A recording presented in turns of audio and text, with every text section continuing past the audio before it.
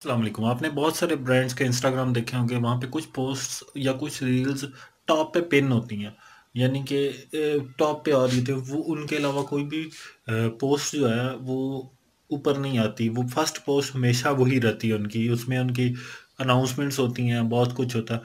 तो आज मैं आपको वो पोस्ट पिन करना बताने वाला हूँ कि आप इंस्टाग्राम पे कोई भी पोस्ट पिन कैसे कर सकते हैं।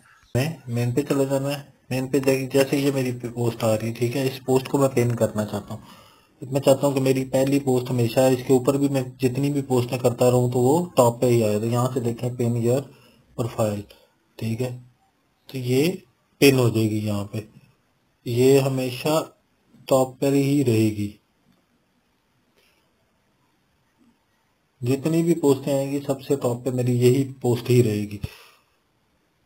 तो ऐसे आप अपनी कोई भी पोस्ट पिन कर सकते हैं जो कि हमेशा टॉप पे आए। वीडियो पसंद है प्लीज लाइक शेयर जरूर कीजिएगा, चैनल को सब्सक्राइब जरूर कीजिएगा। शुक्रिया।